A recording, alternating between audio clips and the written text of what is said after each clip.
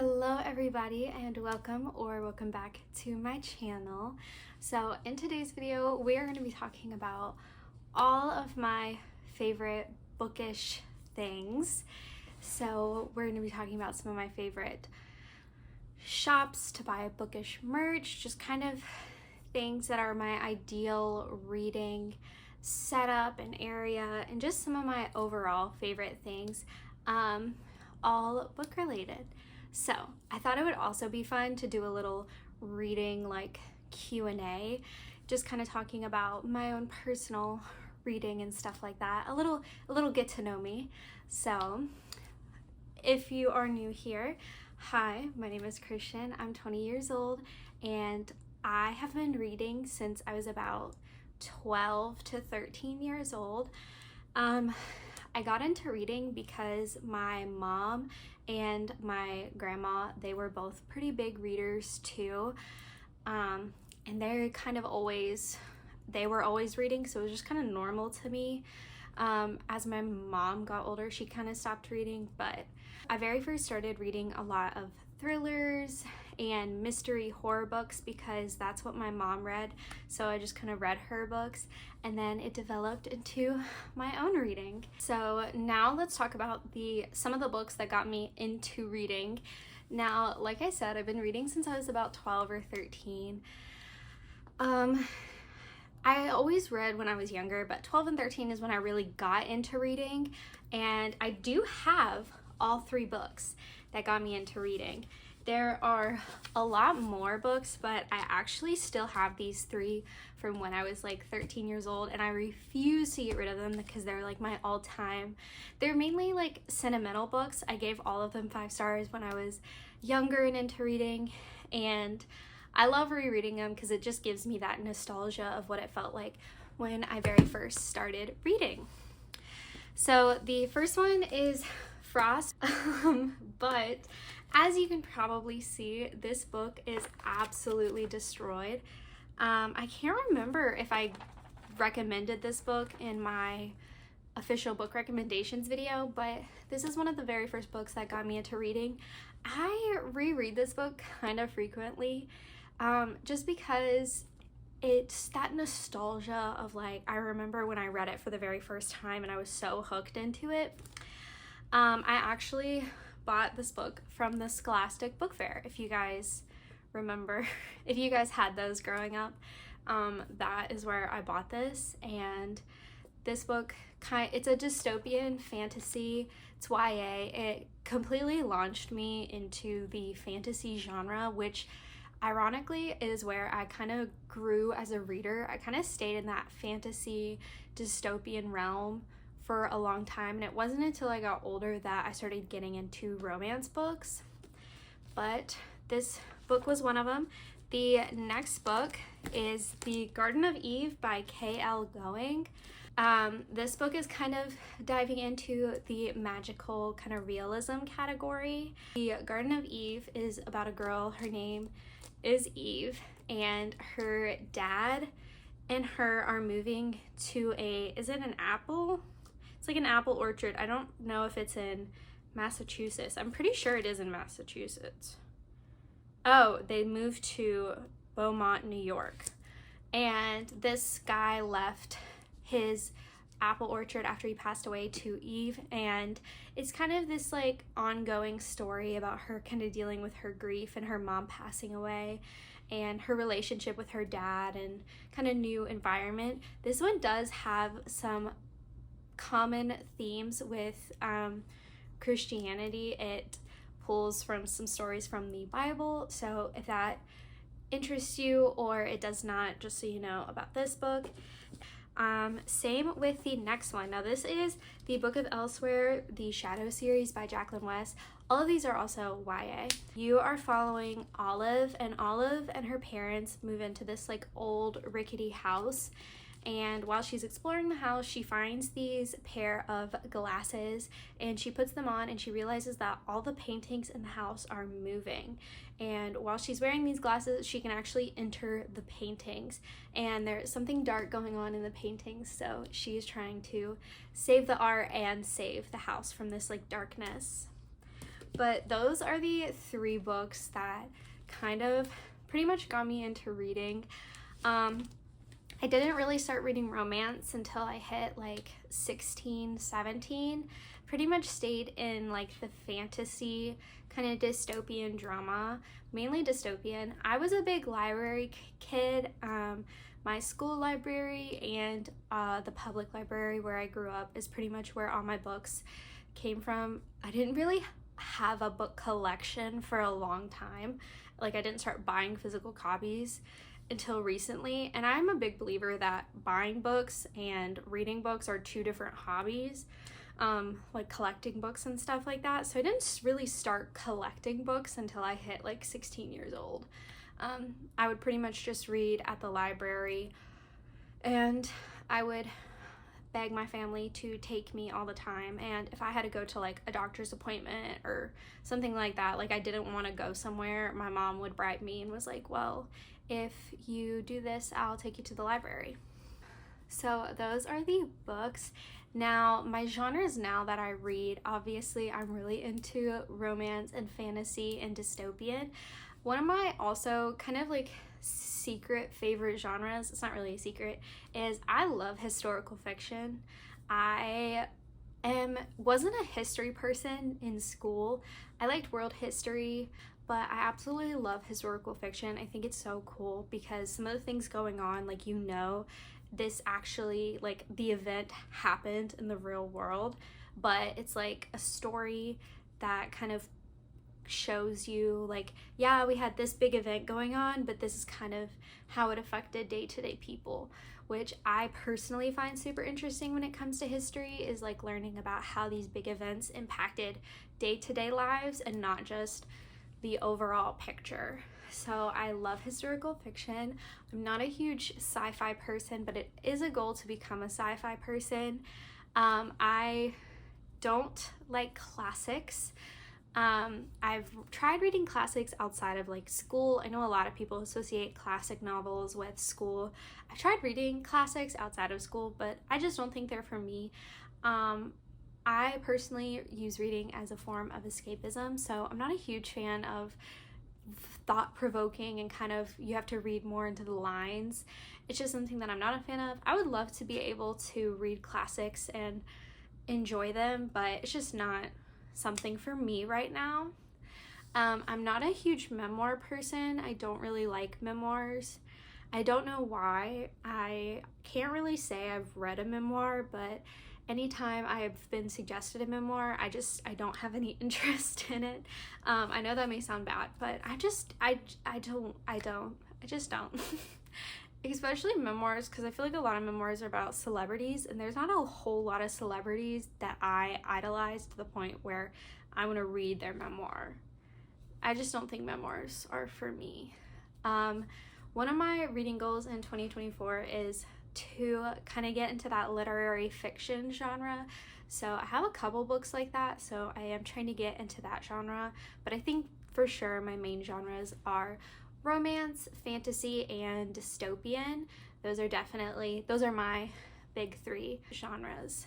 Now, some of my favorite bookstores to go to, where I live, I have my number 1 favorite place to buy books is Meijer or Target. If you're a Midwest girly, you kind of know what Meijers are, but for those of you who don't know, Meijers are essentially like a Target or a Walmart. It's essentially a grocery store, it's just a bit bigger. If you guys have watched my videos, you guys have seen me and my significant other go to Meijer all the time. But Meijer and Target are like 30% off books. So at a bookstore, a book might be $19, but at a Meijer or Target, they may be like $16. So it's just kind of stuff like that. They're a little cheaper than going to a bookstore. So I love going to look for books at those places. Their selection isn't great, but I do always like a good price on a book. Obviously, I enjoy going to Barnes & Nobles and Books A Million or BAM. Where I grew up, there was no Barnes & Nobles. The only bookstore we had was Books A Million. So it wasn't until I moved away 2 years ago that I actually started going to Barnes & Nobles. So now I live like 5 minutes away from a Barnes & Noble, but I never really grew up going to them. When I was growing up, I mainly went to Books A Million and Walmart to buy books. Those were like my two big places. I'm not a huge fan of buying books online. I typically like going to bookstores. Just in general, I'm not a huge online shopper. Outside of Etsy, I pretty much like going to the actual store, which is weird because I feel like a lot of people are the opposite. I also love going to half price books, and a local bookstore that I enjoy going to is A Novel Romance. It is a bookstore here. Next is some of my favorite bookish authors. In the fantasy category, Sarah J. Maas, I really enjoy Cassandra Clare, the author of the Shadowhunters. Shadowhunters was like that whole entire universe. I read every single piece that could be connected to that series, and I love that universe. That was kind of like my obsession growing up. So Cassandra Clare. Enjoy Rebecca Yarros. I actually have read some of her romance books, and I do like her romance books, but I do enjoy her fantasy series, the Empyrean series that she has going on. For romance, my all-time favorite author is Emily Henry, without a doubt. I also love Stephanie Archer. All of her books are on Kindle Unlimited. She is absolutely amazing. She wrote my favorite series, which is the Vancouver Storm series, which if you guys have watched any of my videos, you guys have heard me talk multiple times about. I love that series. It's a hockey romance series. I also really love Ellen Hilderbrand books. Ellen Hilderbrand books kind of remind me of my grandma, because my grandma loved Ellen Hilderbrand and Nora Roberts. So when I was younger, I didn't want to read those because I was like, those are grandma books. But now that I'm older, I absolutely love Ellen Hilderbrand books. Her books make me feel like you're like rich aunt has a glass of wine and who wears gloves at like dinner parties for no reason is like telling you drama. And I don't know what it is, but I am absolutely obsessed with it. It's so good. And I don't know, like I'm hooked. I absolutely love it. Now for thriller and horror, the thriller and horror book genre, obviously horror, Stephen King. His last name is King for a reason because he's the king of horror, and I love all of his horror books. But for thrillers, I'm a diehard Riley Sager fan. I absolutely love his books.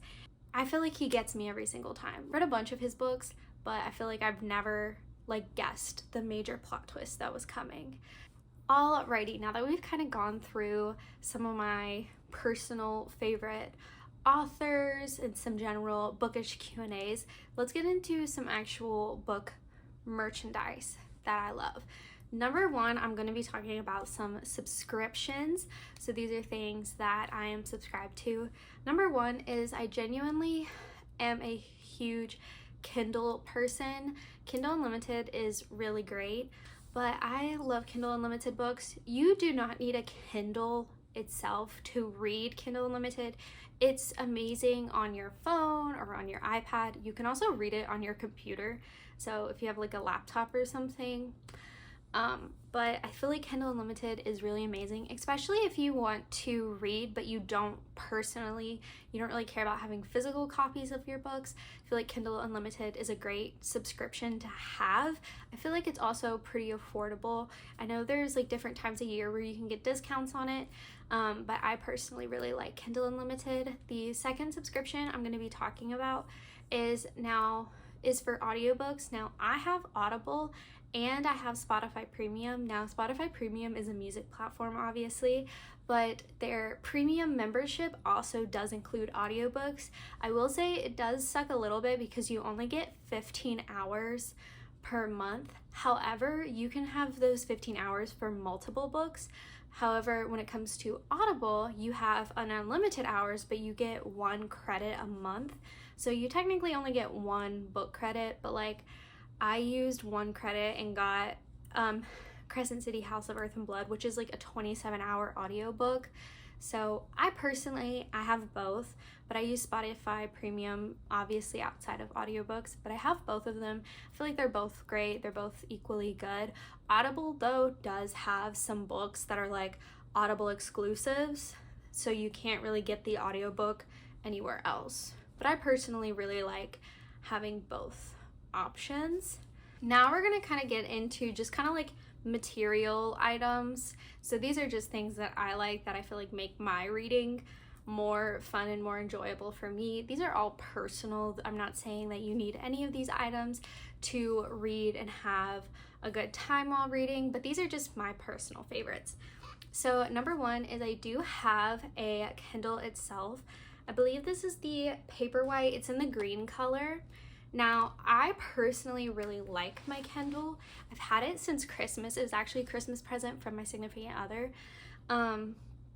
Now, I have a clear case and I have stickers. We'll get into my stickers in a minute, but speaking for the Kindle itself, I really love it. I love Kindle Unlimited. Reading on my phone is very similar, but if you want it to just be a bit bigger, I really enjoy reading on my Kindle. It's also really nice when you're reading at night, because you can turn off the blue light on this, so that way you're not actually sitting and reading like on your phone at nighttime, so you don't have that blue light. It's a really like yellow tint to it, which I personally really enjoy. I keep this in my purse and I take it to work and everything. Sometimes it's easier for me to read on my Kindle than it is for me to read a physical book at work, because I'm reading in between things. I'm not really sitting down to read at work, obviously, because I'm working, but it's just for like moments in between. I really like it, and I love reading it in bed, because sometimes you're super comfy and you don't want to like hold a physical book because you kind of have to keep your hands up, but this one you can like lean up against things. Now, I don't have the Kindle arm or the clicker. I don't feel like personally those purchases are necessary for me, but if you have them, that's great. I haven't bought them, but I do love having a pop socket too. It also just makes it a lot easier to have. I got my pop socket at Target, and I have the Kindle without ads, so I can, on the cover of my Kindle, it can either do what I'm currently reading. Ironically, I'm not reading The Cruel Prince right now. I downloaded it on my Kindle, but I'm not reading it currently. But you can just, the last book you like click on, it will have it be this, or you can just do the stock images, but I believe you have to have the Kindle without ads. You can get like Kindle screensavers. You can buy those off of like Etsy and whatnot, but it doesn't really matter too much to me.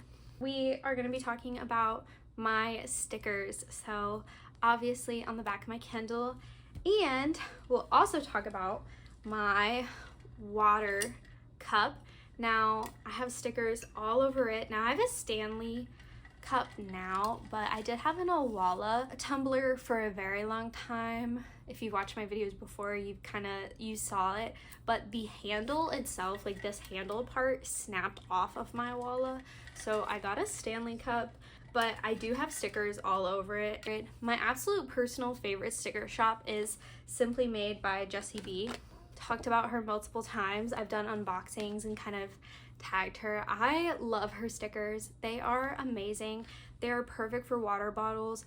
I had them on my Owala, I have them on my Stanley, and if they're actually like stuck on there, they do not come off if you're washing it. Even if you're washing it, like I've washed it with my dish brush or sponge or whatever, it does not come off. I have not put it in the dishwasher. I'm pretty sure Stanley's you can put in the dishwasher, but I have not put the actual metal piece with my stickers in the dishwasher, so I can't attest to how they last in there. I just hand wash it, but I absolutely love her stickers. Her stickers are where 90% of my stickers are from Simply Made by Jessie B. She is amazing. She responds quickly.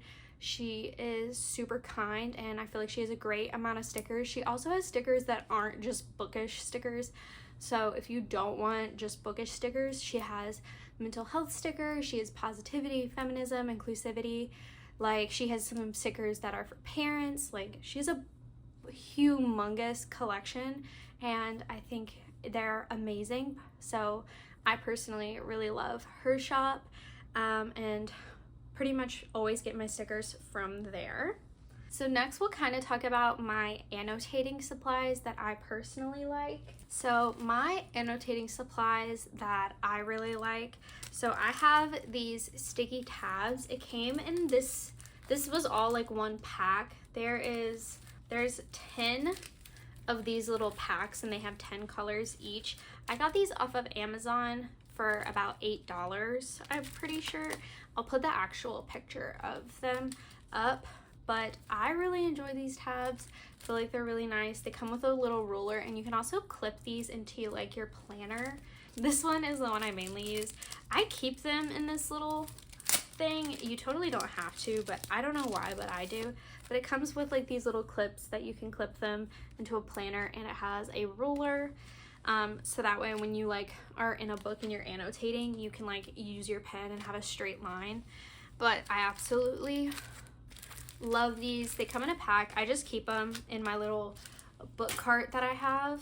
Next, when it comes to pens, I use the Pilot G2 0.7 pens. This one is my pink one. I use the black ones literally for everyday life, but I also have pink ones. I love the pens. Now, the pink ones that I have, it's kind of weird because I don't have this issue with any other color, but ever since I got these pink ones, they'll like draw and then it will like skip. Like, you know when you're drawing a line and it will like not draw consecutively and it will like leave like a gap and then it will write again. It's kind of like that, but I've only had that issue with the pink ones, not any other color.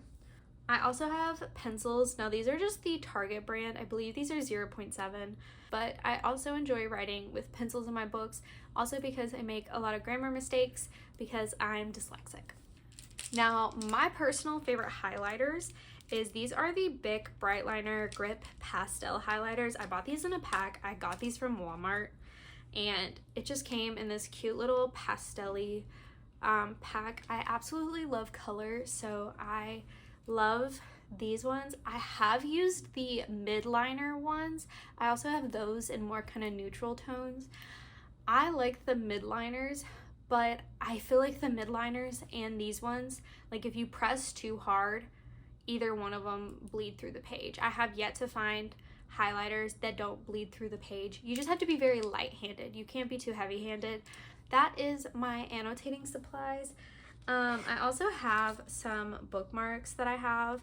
These are my favorite bookmarks. I don't remember the name of the shop off the top of my head, but I will put it up on the screen. This one says The Feminine Urge to Shut a Book and Scream. It's like this cute little pattern, and the back of it is just pink.